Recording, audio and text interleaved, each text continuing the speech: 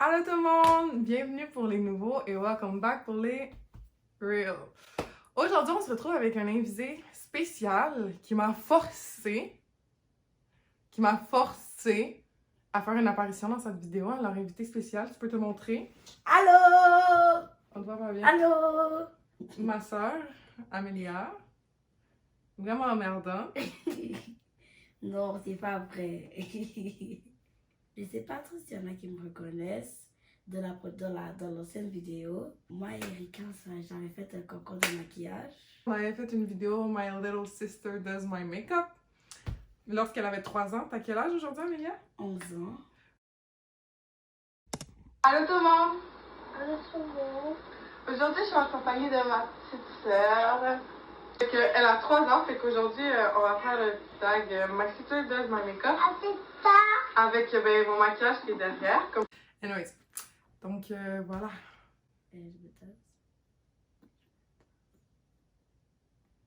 vas te tasser? Tu peux te mettre ici si tu veux. On se retrouve aujourd'hui pour faire mon wrap-up des livres que j'ai lus pendant le mois de septembre. Et puis mon invité spécial que vous venez tout juste de rencontrer va me donner chaque livre un à un. Fait que vous allez voir une petite main. Elle veut participer à sa façon pour cette vidéo. Le mois de septembre, ça a été un mois un petit peu pour moi parce que j'étais un peu dans une panne de lecture. C'est beaucoup à cause que je vivais des moments dans ma vie personnelle, puis nécessairement, ça va refléter la fréquence de lecture, ça va refléter l'envie de lecture. Dès qu'on a quelque chose qui se passe dans notre vie, c'est normal que notre rythme de lecture ne soit pas le même, puis qu'on ait plus de difficultés à lire. Puis c'était définitivement le cas pour moi ce mois-ci. C'était pas mon mois le plus concluant, mais c'était pas le pire non plus. J'ai lu 5 livres et demi. Vous allez comprendre les demi bientôt. Et sans plus tarder, on y va. Merci! Le premier livre que j'ai lu, c'est The Conspiracy of Us de Maggie Hall. Même si la couverture est comme un peu cringe, it was interesting! Ici, on va suivre Avery, qui est une jeune de 16 ans qui vit dans un petit état des États-Unis. Je me souviens plus trop c'est lequel. Pas pertinent.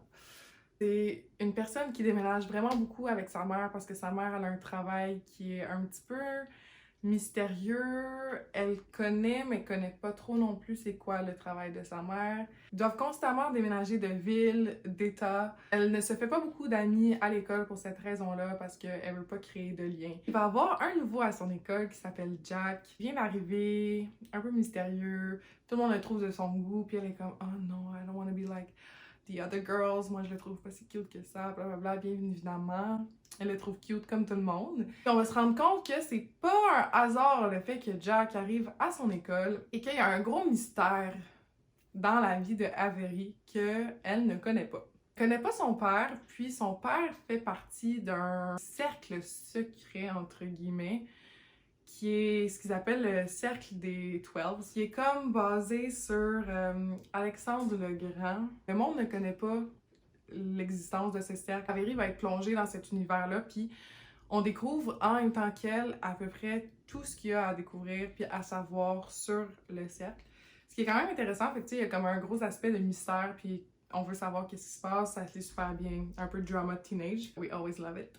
J'avais déjà lu ce livre-là quand j'étais plus jeune. Étonnamment, je me souvenais plus des plot twists, fait que j'ai été surprise 2 fois, pas j'ai qu'une, 2 fois. J'ai trouvé ça quand même drôle qu'une jeune de genre 16 ans suit un gars qui connaît pas trop, puis qui est comme, tu sais, le gars est genre « Ah, ta famille ici, ta mère t'a pas tout dit, blablabla. » Puis elle décide de suivre puis se rendre à Paris. Elle est pas juste allée, genre, la ville à côté, non, non. Elle a traversé l'océan pour les choses, puis elle est allée à Paris sans le dire à sa mère, à 16 ans. Fait que tu sais, c'est pas trop réaliste. Mais autre que ça, c'était bien intéressant, une lecture vraiment relax, ça s'est lu super vite. T'sais, si je l'ai lu une première fois puis que je m'en souvenais plus, c'est que c'est pas la lecture la plus mémorable ever. Mais pendant que tu le lis, it's quite entertaining. Puis j'imagine que si j'avais lu la série as a whole, j'aurais eu plus de souvenirs, mettons, que juste le premier tome parce qu'il y a encore beaucoup de points d'interrogation dans l'histoire. Donc j'ai donné un 3.5 étoiles pour The Conspiracy of Us. Merci! Le prochain livre que j'ai lu, c'est The Viscount Who Loved Me de Julia Quinn, qui est le tome 2 de la série Bridgerton. Ici, on suit Anthony Bridgerton, qui est aussi The Viscount Bridgerton, qui est considéré comme one of the biggest rakes of London, fait qu'un gars qui est un charmeur, puis qui a toutes les femmes à ses pieds, puis que tout le monde se dit il va jamais se marier parce que, il vit ben trop la belle vie, on s'entend-tu? Puis il est comme, haha, détrompez-vous, cette saison je me marie. Il va avoir une liste de critères assez précise de ce qu'il veut chez une femme, puis il va rencontrer Edwina, qui est une fille qui correspond vraiment bien à ses critères, qui est gentille, douce, jolie, polie. Bon, vous imaginez à quel point Edwina est une bonne candidate, c'est le bon terme, une bonne candidate pour Monsieur Anthony. Edwina chérit beaucoup l'opinion de sa sœur, puis c'est important pour elle que sa sœur approuve son futur mari. Vu qu'elle n'a plus de père, donc elle n'a pas de père pour faire ce travail-là, c'est sa grande sœur qui a pris un petit peu le rôle. Kate ne veut absolument pas que Edwina se marie avec Anthony parce que justement Anthony c'est un player. Elle ne croit pas que des reformed rakes ça fait un bon mari. Donc elle va tout faire pour que Edwina ne se marie pas. Et au travers de tout ça, eh bien c'est Anthony et Kate qui vont développer des sentiments ensemble. Honnêtement, je vous conseille de lire le livre avant la série parce que la série est 1000 fois meilleure si vous faites dans l'inverse, ok? J'avais l'impression que les personnages ici étaient comme toned down. J'ai l'impression que la série avait plus de intensity. C'était encore plus, mettons, tabou, Kate puis Anthony, parce que on voyait plus Edwina et Anthony. Tandis qu'ici, on se concentre vraiment plus sur juste Kate et Anthony. Fait que, it was not as good. Je dis pas que c'était mauvais. But it was not as good. Puis c'est ça, j'avais l'impression que les personnages étaient un peu sans personnalité. Anthony, c'était juste un player, puis que Kate était genre quand même flat comme personnalité. J'ai donné une note de 4 sur 5 étoiles. Celui-là, c'est censé être le ton préféré de la série, which, I don't know. Mais je vais quand même rester avec un 4 étoiles parce que, overall, I liked it. C'était le fun, je l'ai lu super vite. Le style d'écriture, j'adore. Lady Whistledown, j'adore. Merci. Troisième livre qu'on va parler ici, c'est Les visages de Jessie Kellerman. J'ai abandonné ce livre, let's go straight to the point, parce que c'était plate, c'était long, c'était boring. J'ai lu un tiers du livre, ok? J'ai lu jusqu'à la page 175. C'était vraiment long. Un propriétaire d'une galerie va tomber sur une collection d'œuvres d'art vraiment insane, que c'est genre du jamais vu, du génie. La personne qui a créé cette œuvre d'art est pas là. Au final, ils se rendent compte que dans les dessins, il y a des visages d'enfants portés disparus, que les cases n'ont jamais été résolus. Donc, c'est à peu près ça, ok? À la page, j'ai mis un petit post-it. 93, c'est finalement là qu'il reçoit un appel pour dire « Hey, by the way, c'est des enfants disparus, we should talk, blablabla. » Ok? 93. J'ai lu 100 pages, là. On arrondit, là.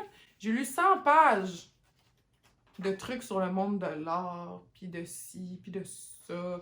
Puis là, à chaque fois qu'il y avait un nouveau personnage de Introduce, il devait dire tout son esti de background.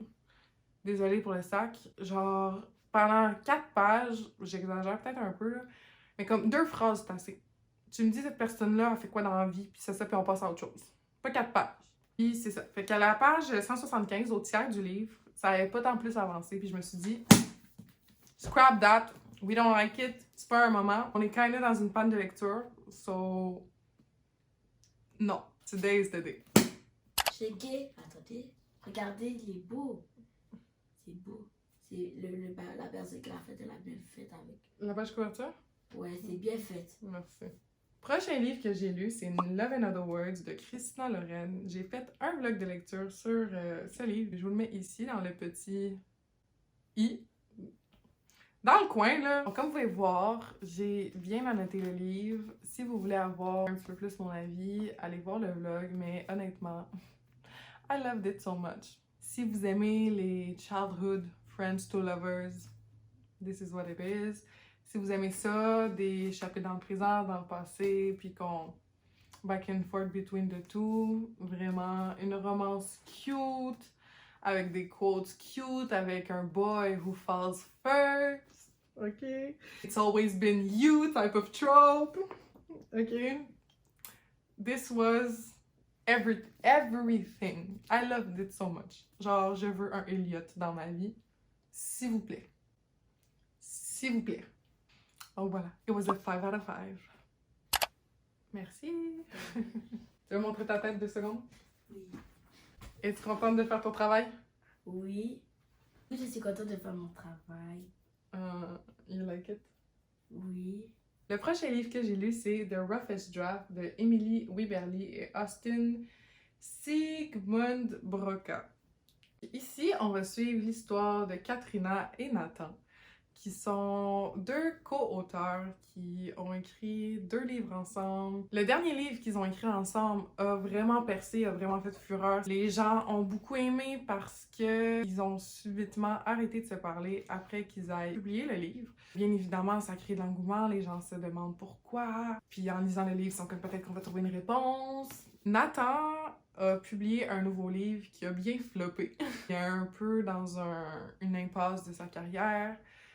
Puis Katrina, elle veut plus écrire, elle a été un petit peu traumatisée. Puis ils vont être un peu forcés par leur publisher d'écrire à nouveau un livre parce qu'ils avaient signé un contrat pour 2 livres d'avance. Donc ils doivent un livre au publisher. Ils vont décider malgré tout d'écrire ensemble même s'ils se détestent. Donc c'est ça, on va les suivre dans leur process d'écriture au début qui se parlent mais pas du tout, puis que c'est froid vraiment beaucoup entre les deux, puis on va voir leur relation petit à petit se réchauffer entre guillemets, ils vont redevenir amis, être un peu plus confortables l'un avec l'autre, et voilà. La dédicace, ça dit « This one could be for each other », puis tu sais, ici c'est un couple qui écrivent ensemble, donc ils savent très bien de quoi ils parlent dans le livre. Puis ça donnait un aspect vraiment plus réel à la lecture. Ici, vous allez avoir les 2 points de vue des personnages. Donc, on a le point de vue de Katrina, mais aussi celui de Nathan. Puis vous avez quelques petits chapitres dans le passé entremêlés à tout ça. Ce que j'ai trouvé vraiment intéressant parce qu'on est dans la tête des 2 personnages. Donc, on sait ce que les 2 personnages pensent l'un de l'autre. J'ai tellement aimé ça. Honnêtement, je ne m'attendais pas à grand-chose parce que c'est pas un des livres qui est le plus hype dans les petites romances. Je pensais que c'était une rom-com. It's not. C'est juste une romance contemporaine. Est-ce que c'est smutty? A little bit smutty. A little bit.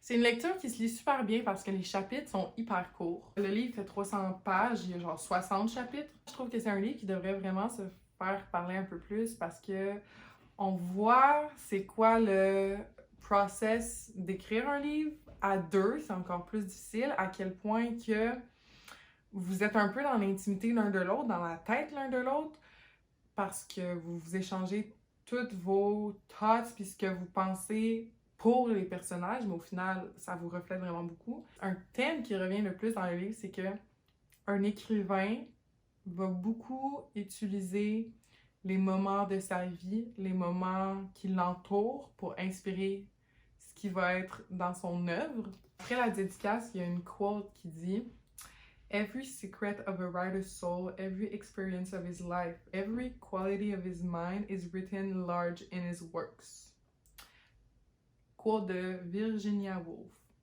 Fait que tu sais, je trouve que ça représente bien l'essence du livre parce qu'au final, c'est ça. On voit Katrina et Nathan s'inspirer de leur quotidien, de leur relation aux 2, pour créer la relation de leurs personnages dans leur livre. Donc honnêtement, j'ai vraiment aimé. Genre vraiment, vraiment beaucoup. J'ai pas été passionnellement into it. Fait que je pense que c'est pour ça que je lui donne pas un 5 étoiles, mais quand même, I loved it so much. Un 4.5 étoiles sur 5. Les amis! Merci. Et finalement, le dernier livre que j'ai lu, c'est Le pianiste de... Voilà le nom de l'auteur. Je vais pas essayer de dire ça parce que... Pas grave. Władysław Szpilman. Voilà.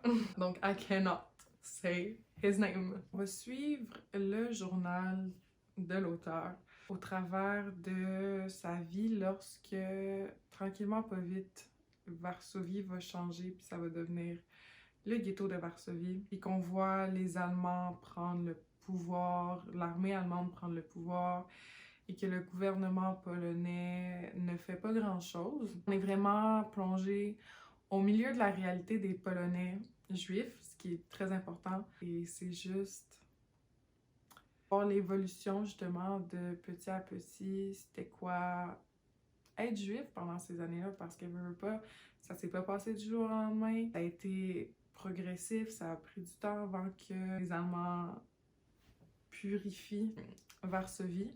C'est un livre qui est pas facile à lire, puis c'est ça. L'auteur est un pianiste, puis c'est aussi quelque chose qui va être très important, puis qu'on va lire au travers de son journal. Il a travaillé pendant la guerre en tant que pianiste, il a travaillé avant la guerre en tant que pianiste. C'est quelque chose qui est super important pour lui, puis qu'on le ressent au travers de ses écrits. Et j'ai été agréablement surprise par le style d'écriture. Est-ce que ça a été dans la traduction que le style d'écriture a été comme ça, ou dans l'œuvre originale, c'était la même chose? J'ai aucune idée, mais je trouve que ça se lisait quand même super bien. Puis tu sais, c'était pas quelque chose qui est écrit... C'était pas écrit dans un français familier. C'était comme standard, voire même des fois un peu soutenu. Puis les tournures de phrases, comment que c'était écrit. Je ne m'attendais pas à lire un style d'écriture pareil. Puis c'est quasiment à se demander, est-ce que ce journal-là a été écrit pour être lu, ou est-ce que ça a été écrit juste pour vider son bagage? Parce que, c'est vraiment beaucoup de porter tout ça sur ses épaules.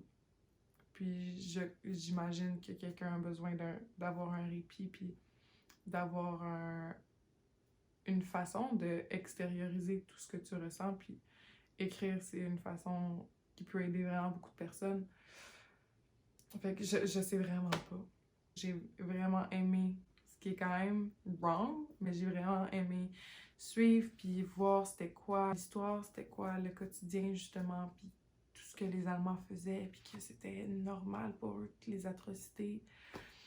C'est pas un livre léger à lire, ça c'est sûr, c'est lourd, c'est très lourd, puis voilà, c'est sûr que je le recommande. La Seconde Guerre mondiale, c'est un sujet qui est super intéressant. Je finis sur cette note-là. Donc voilà, c'est tout pour la vidéo. J'espère que vous avez apprécié les petits moments here and there avec ma petite sœur. En tout cas, je sais qu'elle, she loved it. Ah oui, puis vous allez voir en haut. En haut, on va vous montrer l'ancienne vidéo Non, que non. je parlais. Non, je veux pas la mettre. Non, mais je la mets en haut. Mais pourquoi ou obligé de faire comme ça? Je dis là. Et n'oubliez pas de liker et de vous abonner à la petite chaîne. Bye! Merci. Si jamais vous avez lu un des livres que je vous ai présentés, on avait vraiment beaucoup de diversité, de la romance, témoignages, un thriller pas bon, mystery qui était young adult. Dites-moi tout ça en commentaire. Est-ce que vous avez aimé? Est-ce que vous n'avez pas aimé? Peu importe, je suis preneuse. N'hésitez pas à liker la vidéo. Puis, si jamais vous voulez plus de contenu de ma part, n'hésitez pas à vous abonner. Puis nous, on se dit à une prochaine vidéo. Bye!